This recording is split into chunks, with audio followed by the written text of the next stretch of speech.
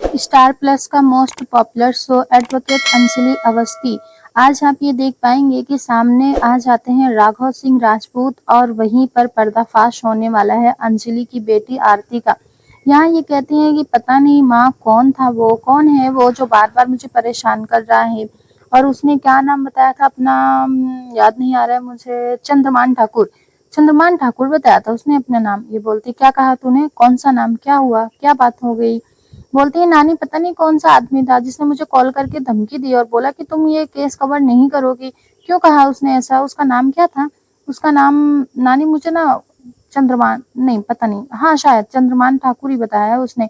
सुनने के बाद पद्मा भी शौक में आ जाती है। इधर इनकी माँ नानी बहुत ज्यादा घबरा जाती हैं और कहती हैं कि नहीं नहीं नहीं नहीं नहीं ऐसा नहीं हो सकता। तो बोलती कि क्या कैसा नहीं हो सकता, नानी क्या हुआ, आप ऐसे क्यों रिएक्ट कर रही हैं, कुछ हुआ है क्या, आप कुछ बोल क्यों नहीं रही हैं, आप कुछ बता क्यों नहीं रही हैं।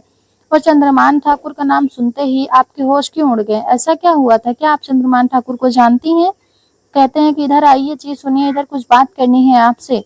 तो कहते हैं कि क्या हुआ सपना, बात यह है ना कि वो राजपूत खानदान से इसका जो रिश्ता आया है ना, वहीं इसकी शादी करो, जल्दी से जल्दी इसकी शादी वहां कर दो, क्योंकि अब इसे हम अपने घर में नहीं रख सकते हैं। नानी क्या हुआ, आप ऐसा क्यों बोल रही हैं कि मैं इस घर में नहीं रह सकती हूँ, क्यों शादी करवाना चाहती हैं। बोलती हैं कि ये इस घर में नहीं रह सकती है, आखिर क्या हुआ है, क्या किया है तूने। कुछ नहीं, वो चंद्रमान ठाकुर का नाम सुनते ही पता नहीं नानी ऐसा रिएक्ट क्यों कर रही है, मुझे समझ में नहीं आ रहा है। सपना कहती है कि उन लोगों के मुंह में कीड़े पड़े हैं जिन लोगों ने हमारी बेटी की यह हालत की है।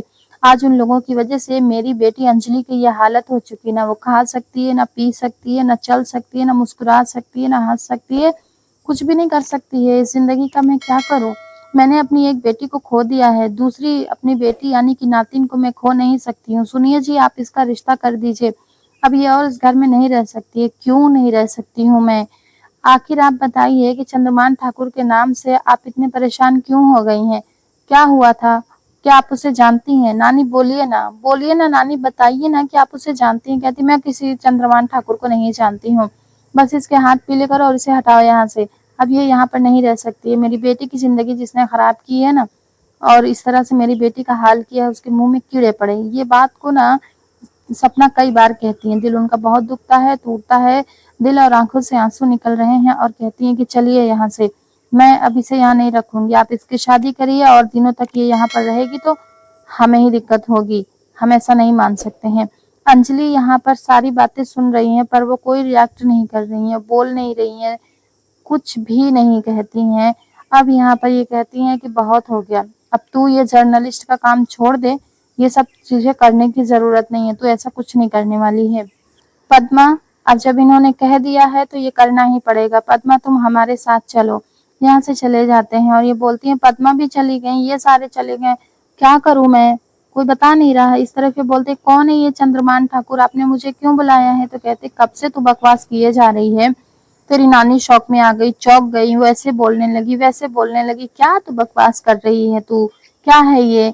तो बोलते हैं तो क्या करूं मैं, चंद्रमान ठाकुर कौन है वो, कहीं ऐसा तो नहीं है कि मेरी नानी चंद्रमान ठाकुर को जानती है। तो कहते हैं कि क्या बकवास कर रही है तू, वैसे जो तूने न्यूज कवर किया था ना बहुत अच्छा, हमारा जो चैनल है ना वो फ्लाइट की तरह उड़ने लगा है, लेकिन अभी हमें रॉकेट की तरह अपने चैनल को उड़ाना है। टीआरपी हाई होनी चाहिए और ये जो यूपी के जिले में ही होता है, तू वहां पर चली जा, जाकर खबर निकाल। तो लेकिन पहले आप मुझे ये बताओ कि चंद्रमान ठाकुर है कौन।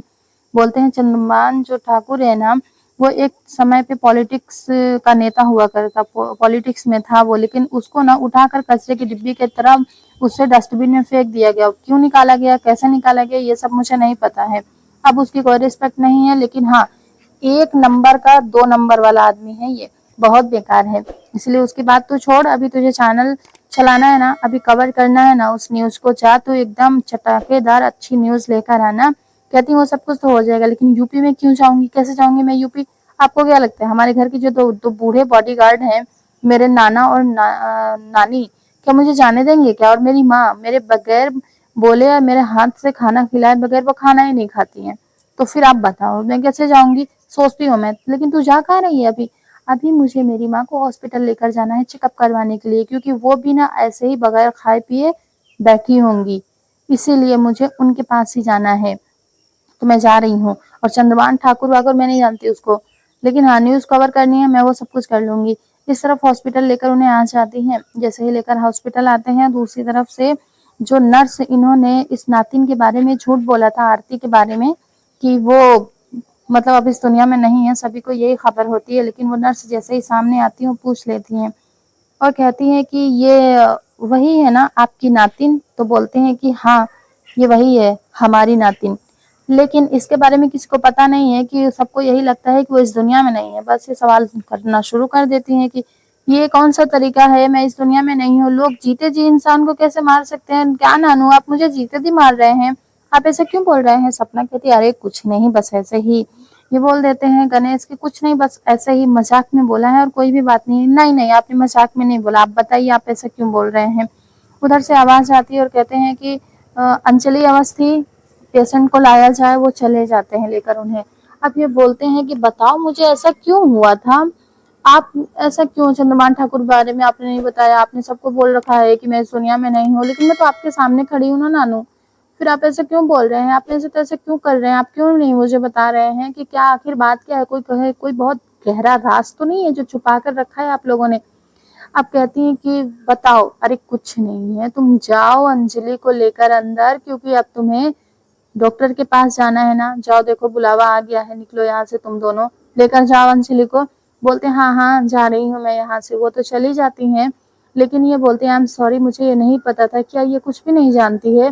बोलते हैं नहीं, इसे कुछ नहीं पता, ना तो ये अपने पापा के बारे में जानती है, ना तो वो ये जानती है कि किस घर खानदान से है, वो कुछ भी नहीं जानती है। इसलिए प्लीज इस राज को राज ही रहने देना, क्योंकि अगर ये राज खुल गया ना, सब कुछ बर्बाद हो जाएगा। और मेरी नातिन को इस बारे में कोई खबर नहीं है, उसे कुछ मालूम नहीं है, उसका घर खानदान कौन सा है, किस परिवार से है वो। बोलती है ठीक है, आप बेफिक्र रहिए, मैं नहीं बताऊंगी। इस तरफ ये जो है ना आ जाते हैं। जैसे ही आती सारिका यहाँ पर थोड़ी इनको रिस्पेक्ट भी देती है, लेकिन ये भी चेकअप करवाने के लिए ही आए हैं। अब वो वहां से जब गुजर रहे होते तो बोलते हैं कि तुम भिखारी लोग यहाँ पर क्या कर रहे हो? अब कहते हैं कि मैं अपनी बेटी के इलाज के लिए आया हूँ, लेकिन आप लोग यहाँ कैसे आ गए? सारिका कहती हैं कि हमारे बड़े भैया को चेकअप करवाना है, उनको चेस्ट पेन हो रहा था, बस इसीलिए हम उन्हें यहाँ लेकर आए हैं। तो कहते हैं कि चाची, इन्हें इन लोगों को ना इतनी इम्पोर्टेंस देने की कोई ज़रूरत नहीं है, आप इनसे बात ही क्यों कर रही हैं? कहते हैं कि हाँ, लेकिन आप यहाँ पर कैसे? हाँ तो बोला ना, लेकिन देखो तुम मेरे बेटे जैसे हो, इस तरह से मेरे साथ मिसबिहेव मत करो। लेकिन ये बोलता है अभय कि अरे मुझे आपका बेटा बनने का कोई शौक नहीं है, भिखारी कहीं के, निकलो यहाँ से। जाते जाते वापस आ जाते हैं। और यहाँ पर अभय जिस तरह से बात कर रहे हैं, ना तो कोई रिस्पेक्ट उसने पहले कभी दी है और ना ही 21 साल के बाद कोई भी रिस्पेक्ट गणेश अवस्थी को मिल रही है। अगर ये सब कुछ हुआ है तो अंजलि की क्या गलती है? अंजलि ने तो सिर्फ इंसाफ ही मांगा था। अब यहाँ पर ये अपने मन में सोचने लगते हैं कि उधर हमारी अंजलि है और हमारी नातिन भी है, और इस तरफ ये लोग जा रहे हैं, पता नहीं किस डॉक्टर को दिखाने जा रहे हैं, कहीं दोनों को डॉक्टर सेम तो नहीं होगा ना? अगर ये दोनों आमने सामने आ गए तो बहुत बड़ी प्रॉब्लम हो जाएगी, मेरी नातिन की जिंदगी में बहुत बड़ा तूफान आ जाएगा, सब कुछ बर्बाद हो जाएगा। मैं ऐसा नहीं चाहता हूँ। जाकर वापस आ जाते हैं राघव सिंह राजपूत और आकर बोलते हैं तुम यहाँ कर क्या रहे हो? भिखारी तो हो ही तुम।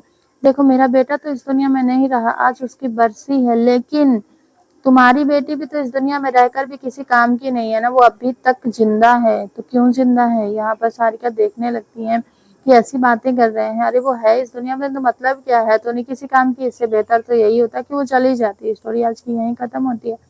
कल के लिए आप देखेंगे कि गणेश अवस्थी बोलते हैं कि बेटा आज अमन की बरसी है, क्या तुम्हें कुछ याद आया? देखो इसे कुछ महसूस हो रहा है, कुछ समझ में आ रहा है। पीछे से आ जाती है इनकी नातिन और कहती है कि आप ये माँ को किसकी तस्वीर दिखा रहे हैं? किसकी तस्वीर आपने नीचे फेंक दी है? क्या हुआ है? आप रो क्यों रहे हैं नानू? कुछ हुआ है क्या? आप बताइए मुझे, अब मेरे सवालों के जवाब दीजिए।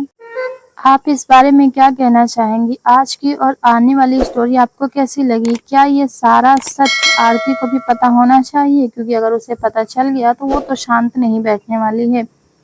ऐसे ही सबसे पहले अपडेट्स पाने के लिए चैनल को सब्सक्राइब कर लीजिए। Thanks for watching.